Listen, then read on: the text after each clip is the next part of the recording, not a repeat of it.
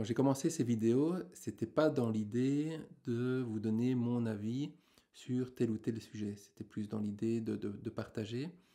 Mais je pense que c'est intéressant que je partage aussi avec vous ma réflexion sur ces régimes. Parce que comme vous avez vu, il y a des dizaines de régimes qui ont tous des bénéfices à court, moyen terme sur la santé. Et donc, c'est difficile de trouver son chemin et de finalement faire un choix. Alors, c'est clair que ce choix, de toute façon, doit être guidé par votre expérience. Il n'y a que vous, votre corps, vos réactions, votre ressenti qui peut déterminer quel est le meilleur régime pour vous.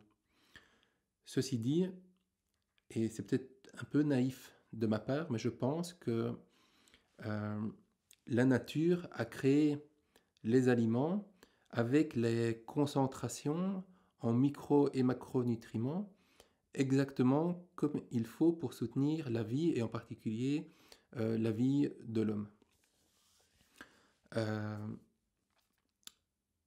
Dès lors, quand on prend un aliment à l'état naturel et qu'on le concentre en le raffinant, en le cuisant, en le transformant, il faut compenser par un autre aliment concentré pour pouvoir retrouver cet équilibre. Hein. Donc on crée un déséquilibre et on doit rééquilibrer avec un autre aliment. Donc typiquement, si on concentre notre alimentation en macronutriments, en calories vides, hein, comme on les appelle, en macronutriments qui sont dépourvus d'enzymes, de minéraux, etc. De l'autre côté, on doit venir prendre des compléments alimentaires qui sont des concentrations de vitamines, des concentrations de minéraux, etc. etc.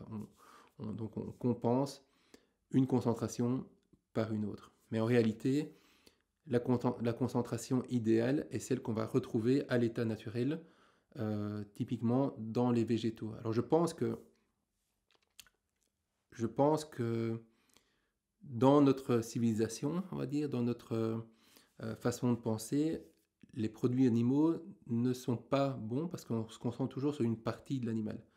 Alors ça, c'est peut-être une discussion qu'il faudra avoir plus tard, mais je pense que effectivement, si on prend et si on mange un animal dans son entièreté, ça veut dire tout ce qui le compose, que ce soit les os, les yeux, les poils, etc. Si on prend l'entièreté, sans doute qu'il représente la complexité nécessaire pour soutenir la vie. Mais si on extrait juste, par exemple, les muscles, et qu'on se concentre juste sur la viande rouge, finalement, que nous, on a l'habitude de consommer, on, finalement, on transforme, on concentre, on réduit un aliment naturel euh, en quelque chose de concentré, concentré en protéines, concentré en graisse. Et il va falloir compenser de l'autre côté avec une alimentation très très riche en minéraux, en enzymes, etc. pour venir recréer cet équilibre. Donc je ne suis pas spécialement pour une alimentation carnée. Je pense que, donc, comme les transformations, comme on a dit dans la vidéo précédente, les transformations industrielles, la cuisson réduit la complexité, détruit les enzymes, détruit les vitamines. Je pense aussi que les aliments qu'on mange devraient être crus, ou en tout cas devraient pouvoir se manger crus. Et finalement, donc ça se déduit du reste, c'est qu'il faut toujours manger un aliment dans son entièreté, parce que c'est l'entièreté qui soutient la vie et pas une de ses parties. Donc voilà, donc le régime que je pense être idéal aujourd'hui, s'il y avait un tel idéal, ce serait une alimentation qui est principalement végétalienne, où on tire nos calories surtout des fruits, parce que les calories, soit on les tire des graisses, soit on les tire des sucres. Et dans les végétaux, soit les sucres sont complexes, hein, on a les graines, soit les sucres sont simples, dans les fruits particulièrement.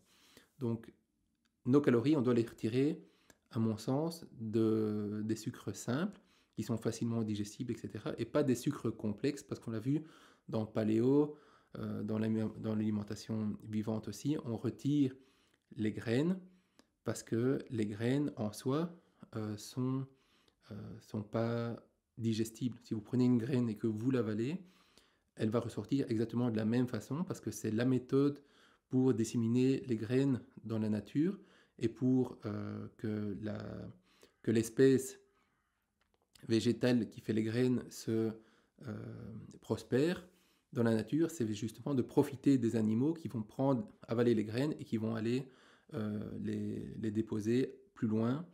Donc nous faisons partie de cet écosystème, mais ça ne permet pas de digérer la graine. Alors nous, ce qu'on veut, c'est digérer la graine. Eh ben, la graine en soi n'est pas digestible à l'état cru. Alors quand on la broie et qu'on la mange, on ne voit pas qu'on ne la digère pas. Donc du coup, je pense que ce qu'il faudrait en fait, c'est des graines qui sont soit germées, soit des plantes. Les plantes, c'est idéal, ça a la concentration idéale. Les sucres sont simplifiés, les minéraux sont abondants, etc., etc. Donc je ne suis pas pour une alimentation riche en sucres complexes, en graines qui ont cette protection chimique qui empêche normalement la digestion. Et donc les calories, il faut bien qu'ils viennent de quelque part. Les calories, pour moi, doivent venir principalement des fruits.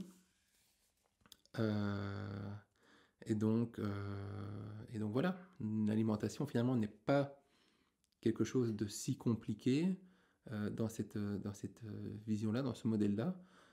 C'est qu'on doit manger des aliments qui sont comestibles à l'état cru, quitte à ce qu'on les cuise un petit peu. Il faut une alimentation qui est pas carnée a priori, parce qu'aujourd'hui on n'a pas l'ensemble. Vous pouvez manger un œuf ça contient l'ensemble par exemple. Je crois pas que c'est mauvais en soi. Et les insectes aussi, je pense que c'est une alimentation qui est adaptée à l'humain parce que on mange la complexité, l'entièreté qui contient tout ce qu'il faut en proportion exacte pour maintenir la vie de l'insecte et a priori pour maintenir notre vie. Maintenant, les insectes, ça se mange pas beaucoup aujourd'hui, mais donc une alimentation plutôt végétalienne, plutôt frugivore, pas crudivore, mais dont les aliments peuvent se manger crus, quitte à les cuire, et ensuite éviter de cuire trop, éviter de transformer, parce que si vous concentrez, vous devez compenser avec une autre concentration pour retrouver cet équilibre. Voilà, ça c'est mon idée, je voulais partager cette réflexion avec vous, et sur ce, je vous dis à bientôt. Ciao.